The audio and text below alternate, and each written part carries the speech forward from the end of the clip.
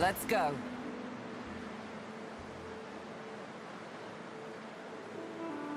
Malady grabs the vessel with 2 hands and pushes it into the water. She hops on board behind you. God-woken. Wait till she finds out.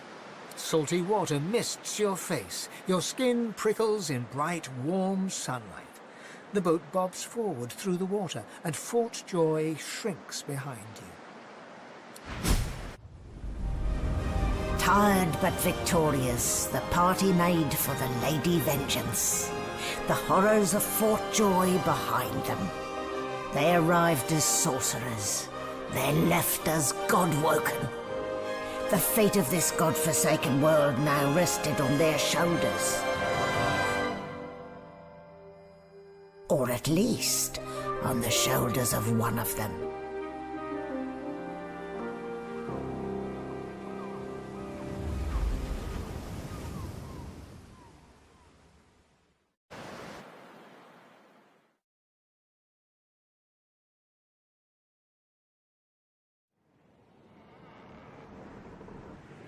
A light sea breeze kisses your cheek and carries away the smell of blood wafting up from the deck.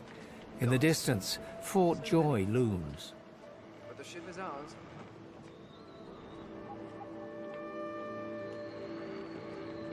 Don't stand between a prince and his principles. The Magisters learned that the hard way. I've no sympathy for those who die in the line of duty, especially as odious a duty as those dead Magisters held. Onward now. The sooner Fort Joy disappears from the horizon, the better. Perhaps the Seekers need help manning the ship.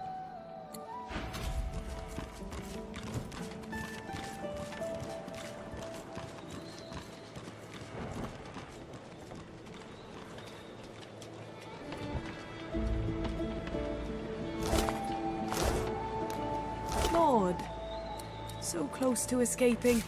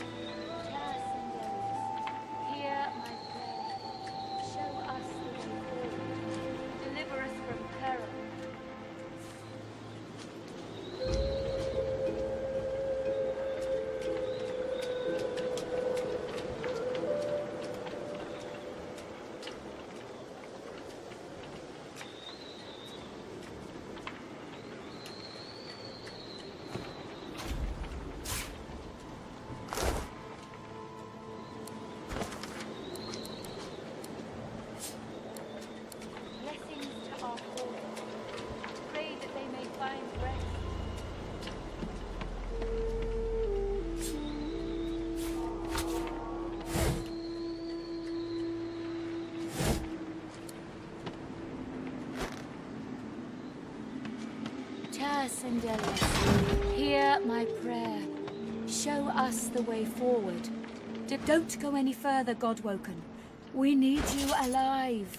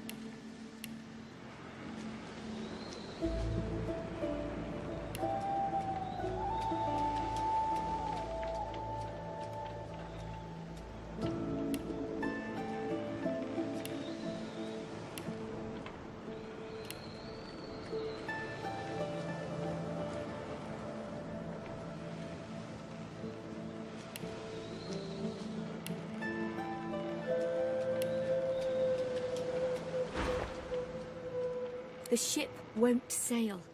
We had orders to search every corner of it and figure out what's blocking us. It's hewn from elven livewood. I thought I could communicate with it, but... She glances over towards a smouldering pile of ash on the deck nearby. Something is nestled within it. Fragments of scorched bone. That was Brendan. When the ship wouldn't answer my call, he touched the figurehead, and it attacked him, without warning. He burned, like he was made of parchment.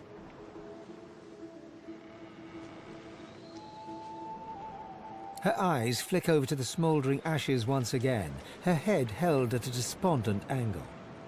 Thank you. We were held captive together, on this ship. He kept my spirits up. Now he's dead.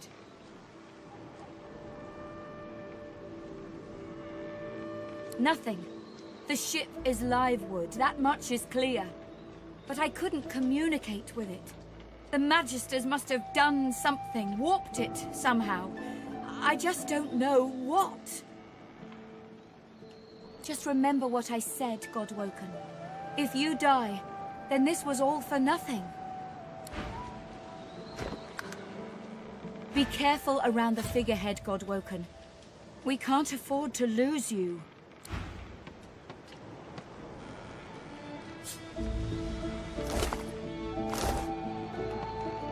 Before you is a towering figurehead carved in the likeness of a dragon. It looms over the bow, its fangs bared at the open sea.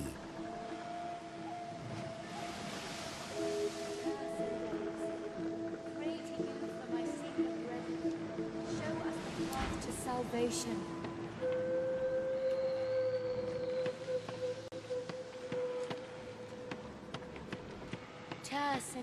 I remember this one. My prayer.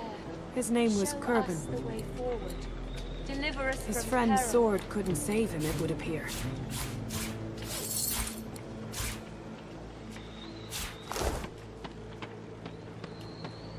Be careful around the figurehead, Godwoken. We can't afford to lose you.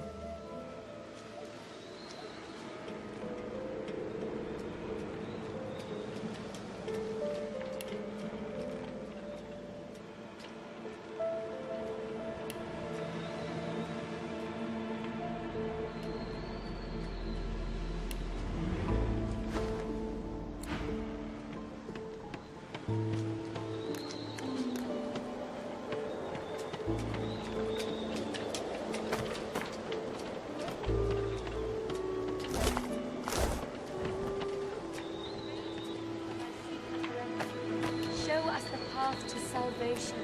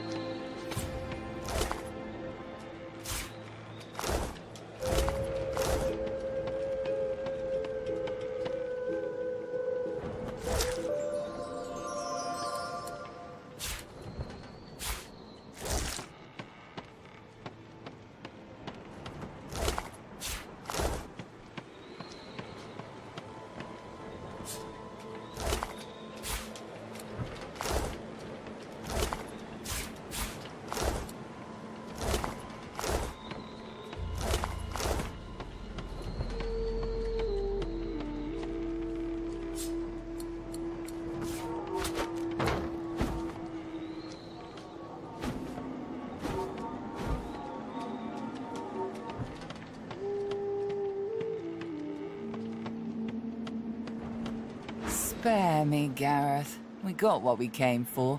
This is what success looks like. I won't see them tossed overboard. Not here. We'll hold a proper service. What's-his-face and so-and-so would want us to get this ship sailing before all else. They died for those Godwoken, after all. You know their names, Malady. Can't you even pay them that much respect? Gareth inhales sharply, then catches you out of the corner of his eye and smiles, barely. Our guest stirs. Welcome, Godwoken. Glad to see you safely aboard. Very glad indeed. Too many. One too few, actually. Alexander, he's alive. Apparently, you didn't hit hard enough. He's in the hold below decks. Unconscious, but alive.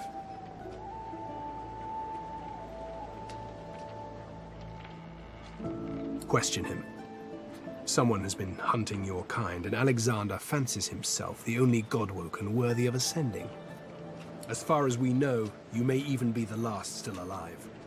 If Alexandar is guilty, he'll face justice. Yes, we certainly had better, but the ship won't move. She's mute. We need to free her tongue. You're welcome to try, though I doubt it'll help. What Gareth means to say is don't bother. Livewood will only move when it wants to, or in this tub's case, when it's forced to. That's right. The ship's made of an elven ancestor tree, the spirit of which is still trapped in every plank. What we need is a way to control the bloody thing. Go ahead and try. Maybe a pure breed will have better luck than I did. But whatever you do, hurry it up. The longer we sit here, the higher the chance the Order will get their hands on you. We won't let that happen! Yes, yes, and all that. The Seekers, the survivors of us, have been combing the ship from bow to rudder. It hasn't been easy. This place is laced with dark magic. These Seekers have such a limited skill set. We lost a man in the search. Malady might not appreciate that, but I do. And I hope you do too. I'm sure the Godwoken will be able to get the ship moving.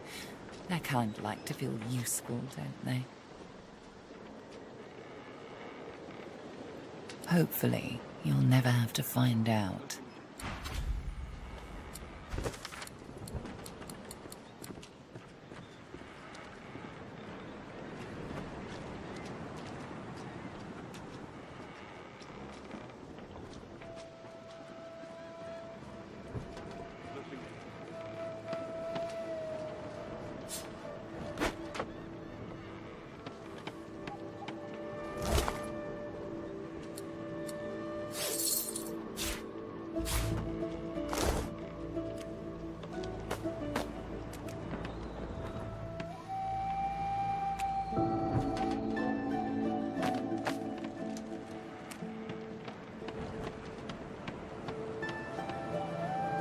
You made it, Godwoken. Good. Not all of us did, though. The sooner we leave this island behind us, the better.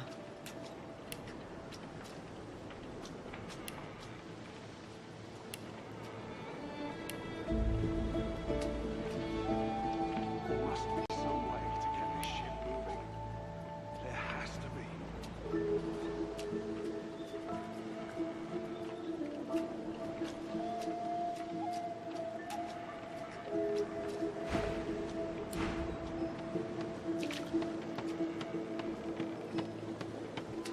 There must be some way to get this ship moving. There has to be. Our survival hinges on getting this ship moving, Godwoken. We are searching every corner for anything that might help us. Our entire mission will have been... There must be some way to get this ship moving. There has to be.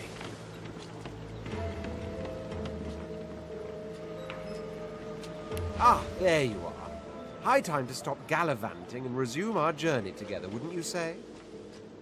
Off we go, then.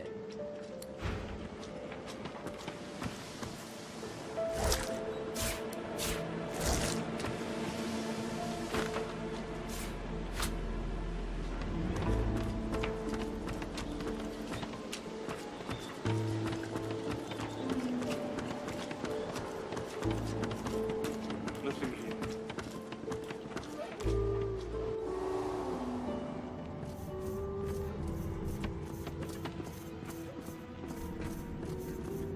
I'm glad to see you again, Godwoken, but I can't talk right now.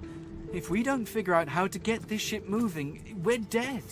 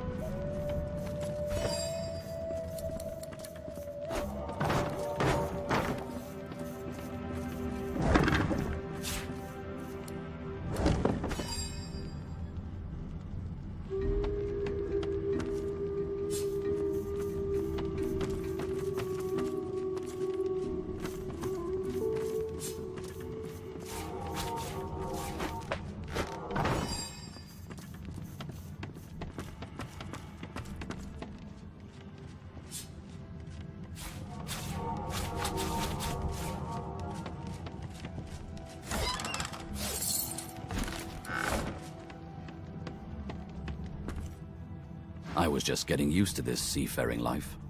You know, we could...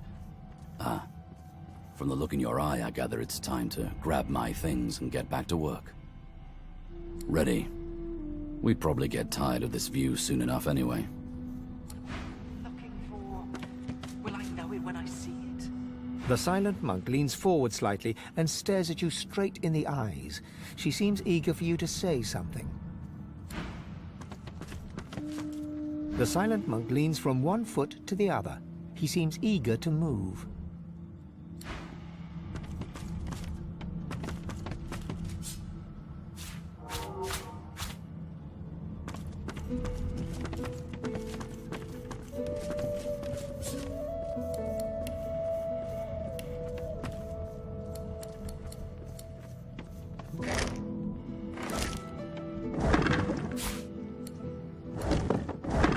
Looking for... Will I know it when I see it?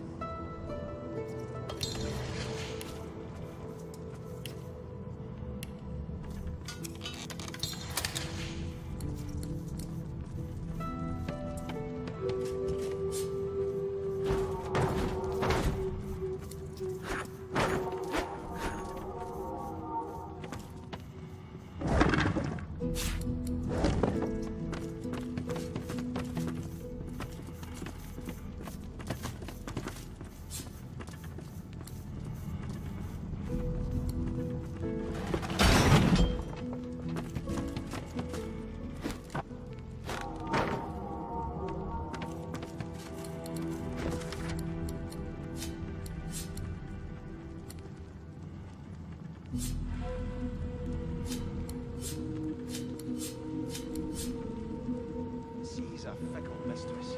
She's mine, damn it.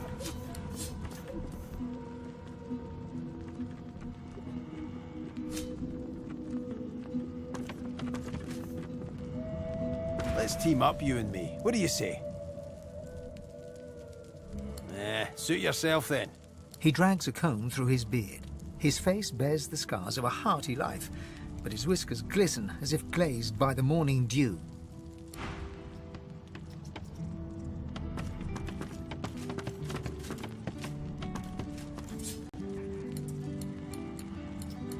She's a fickle mistress. She's mine, damn it.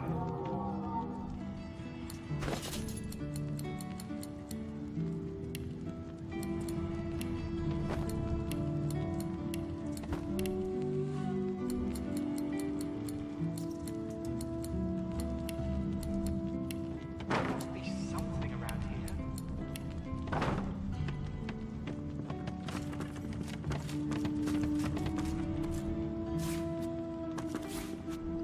This boat's a treasure. Dallis wouldn't know what to do with her. This again.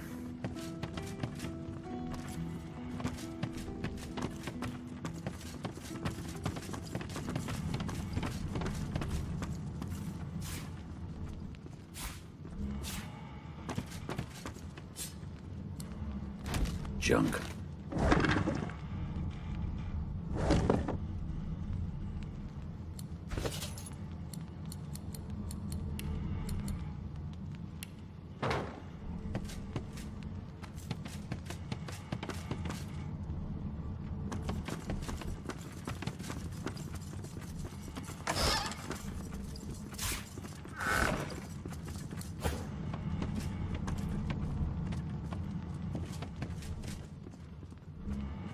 I must say, you may not be an eternal, but you are certainly not as temporary as many of your fellows.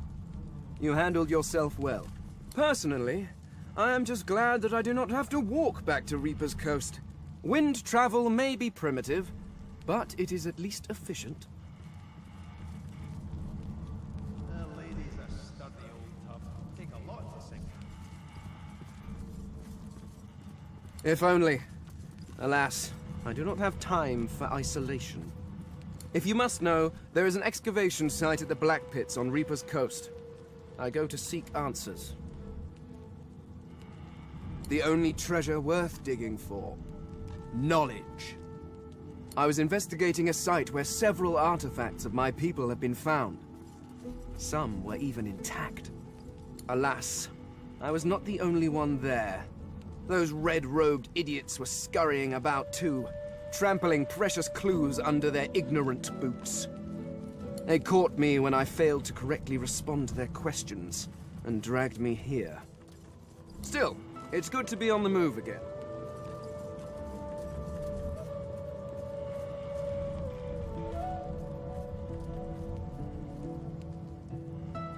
Well, you see, I have a rather pressing engagement at the Black... The skeleton breaks off mid-sentence as he notices your hand. He pulls out a notebook, flicking through it, running a finger down the pages. Physical contact, voice lowered, coy looks. Good heavens. Is this a mating ritual?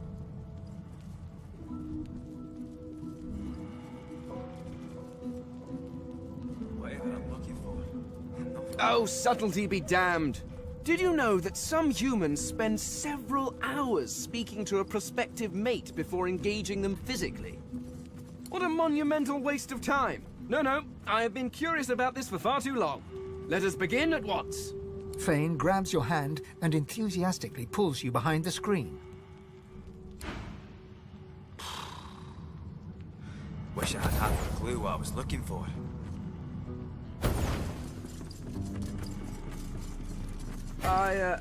Well, that was most unusual. I mean, I had read all the leading authorities on it, but I didn't think... It's just... that thing you did with your tongue, it was quite unexpected. It was. I mean, it was. Of course it was. It's just that well, I felt nothing. Neither the warmth of your touch nor the fire of your passion. I may as well have been shucking an oyster. Well, I mean, don't get me wrong, you were perfectly adequate. Sublime test conditions, really. It's just... well, all these books promised a transcendental experience. Instead, it was merely biological. Now, if you'll excuse me... The skeleton pulls a notebook from his robes and starts scribbling. You can hear him muttering something about highly unorthodox, lack of sensation, and coccyx. You ponder his words as you pick up the last of your belongings. You're almost sure that's what he said. A team? What an interesting prospect. You certainly seemed capable in Fort Joy, and a companion on Reaper's Coast could be quite educational. Very well. I am open to this. I believe you normally spit on your palms to seal agreements, but I seem to lack the fluid and the desire to touch you. I hope a hearty verbal agreement will suffice. Very well. Let's be off.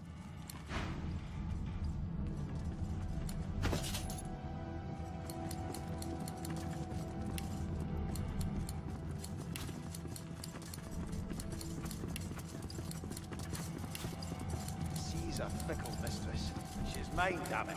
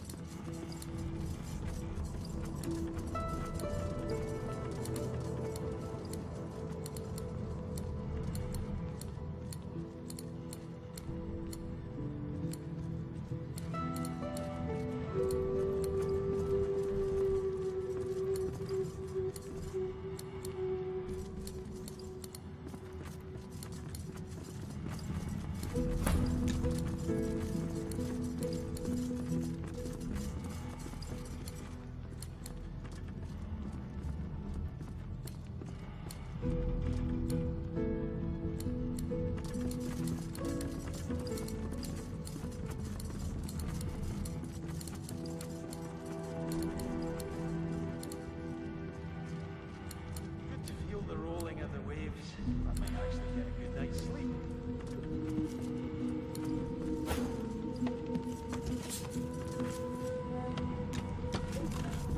Malady says if we can get the ship to move, we can go home. Home!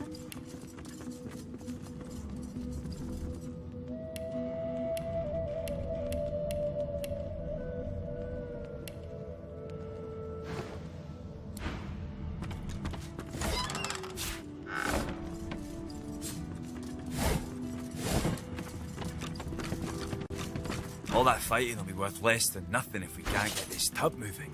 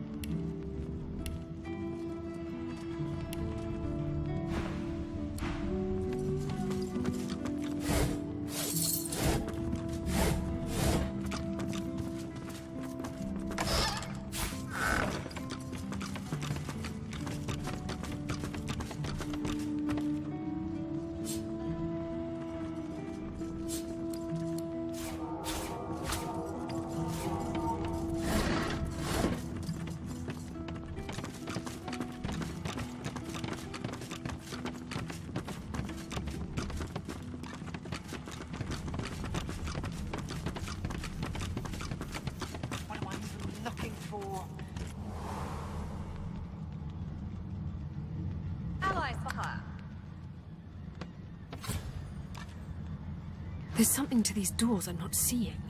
But what?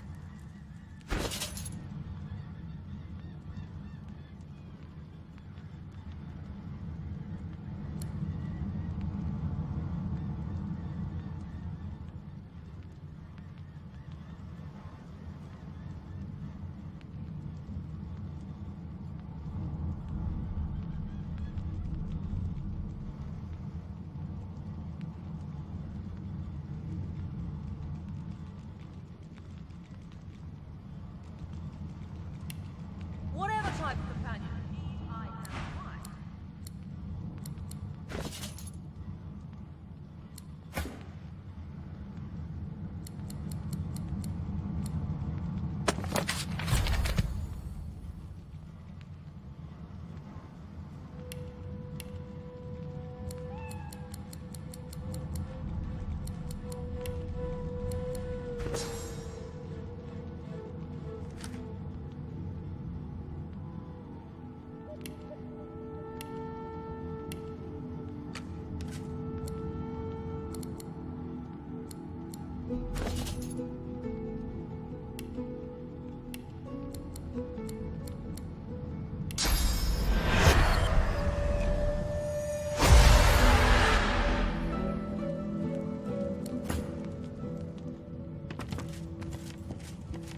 The door seems like any door, at least at first. Then you notice its unblemished wood. There is no knot, no scratch, no dent to detract from its apparent perfection. The wood groans and creaks. For a moment, you swear a face appears in the wood. A face tortured and tormented, a six-sided shape carved upon its forehead. The face vanishes.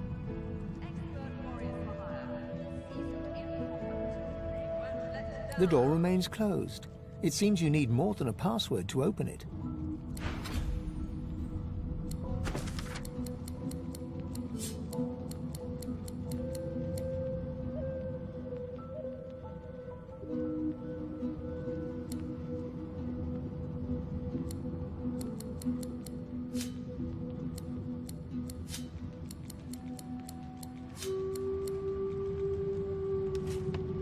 The door remains unmarked. The thud of your fist upon the wood resonates deeper than you'd expected it to. It turns into what sounds like a moan, then echoes away into silence. The door remains closed. The door remains unmarked. The anguished face appears, then vanishes. The door remains closed.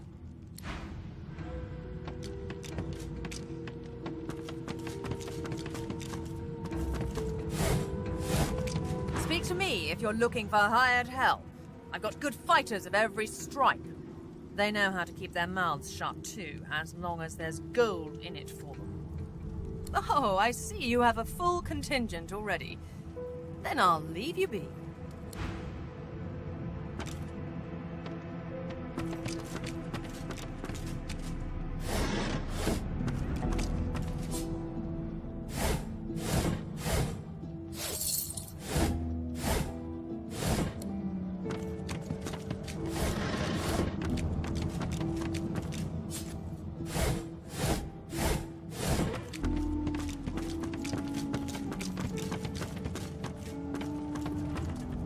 A young woman shifts her weight between her feet as though swaying her hips to an imaginary beat. She rubs her forehead, her face tight with concern. Her eyes roll up to meet yours, their great black pupils greater and blacker than seem natural, expanding further as they take you in. She smiles, and the worry melts from her face. Hey, it's you! Well, well, well, we meet again. They told me you'd mosey your way down here eventually. I ought to chain you up like your lot did to me. Magister Renly, Corker's mate for the Divine Eminence vessel, Lady Vengeance. The Seeker flexes her arms stiffly. Her joints audibly pop. She sees you draw near. I owe you, Godwoken. Without your help, I'd likely still be a prisoner around here, not guarding Alexander the bloody Divine himself. She nods her thanks and immediately winces, laying her hand on the back of her neck. Good luck getting anything out of either of them. Our special guest is out cold, and the other one ain't in much of a talking mood. All right then, just don't make me regret it.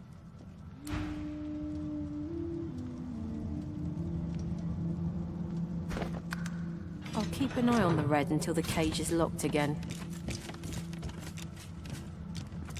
Get away from him, sorcerer. That's the Divine.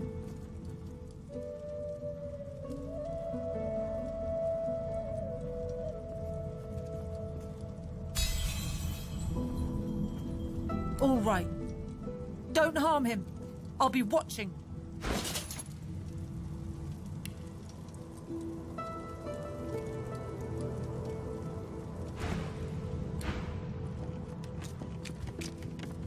Ifan grabs you by the sleeve, not hard, but insistent. Let me work on him. I've got questions that need answers. Answers I can only get from him. Ifan approaches Alexander, who lies flat on a bare wire cot. Though unconscious, Alexander's eyes are only half closed. His swollen jaw hangs open at an odd angle. Ifan grabs him by the jaw and shakes, violently. Alexander's face contorts with agony and his eyes flutter, yet he doesn't return to consciousness. Why did you trigger the death fog before the elves had a chance to escape? Why? Why? No matter how loud Ifan shouts his questions, there is no response from the unconscious Alexander. He reaches his arm back, and you realize he intends to punch Alexander in the face. Corker's mate for the Divine Eminence vessel, Lady Vengeance. Enough!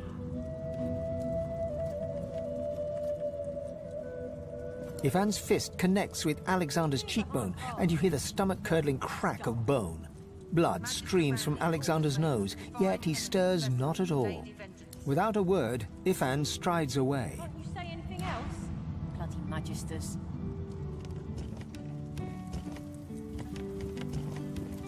If it were up to me, you'd be swinging from the end of a rope. Bishop Alexander lies supine on a bare wire cot. Though unconscious, his eyes are only half closed. His swollen jaw hangs open at an odd angle. You keep saying that. You won't say. Bruises swell beneath his eyes, and a shallow gash zigzags from his right ear down to his beardless cheek. Unconscious, he looks more boy than bishop. Someone has wiped the bishop's hands clean and folded them neatly over his abdomen. They rise and fall in shallow, jagged swells. A beautiful six-sided gem rests on the bishop's chest, hung round his neck by an ordinary oiled rope. The gem sits heavily in your pouch.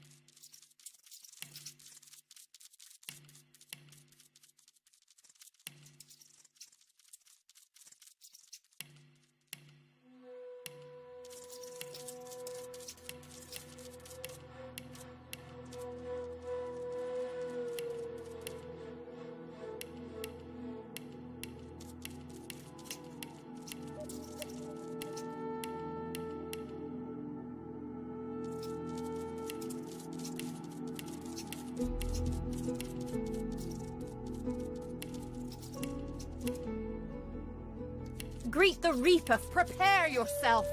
I'm ready.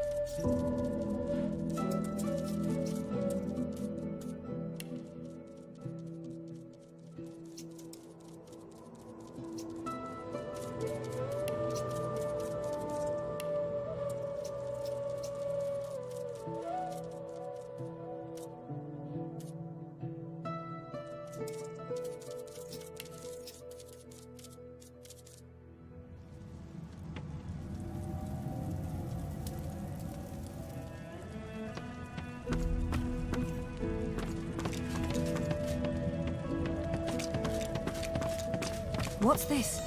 I found something.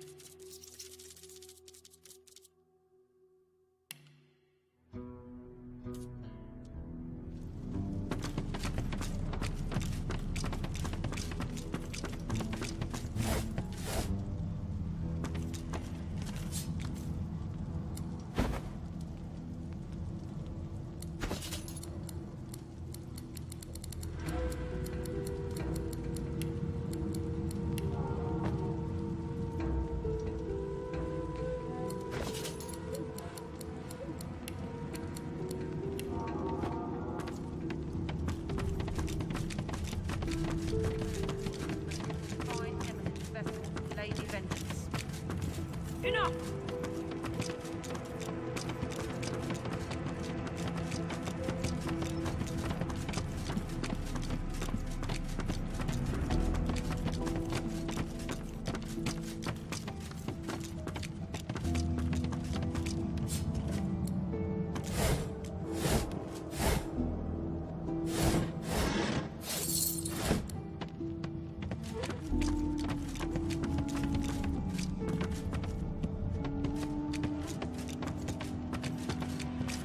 No entry allowed through the Starboard Stateroom Door. Please use the Port-Side Door.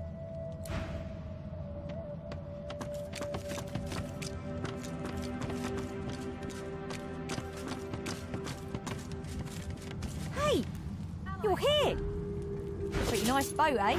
We got an up. There's got to be another way to get it going, but we can't find a way into Dallis's room. Maybe you can see something we can't. The door remains unmarked. The anguished face appears once more. It dips its forehead towards you and waits. The anguished face vanishes. The door stays resolutely closed. I am summoned. Speak the password. Yes, and yes again.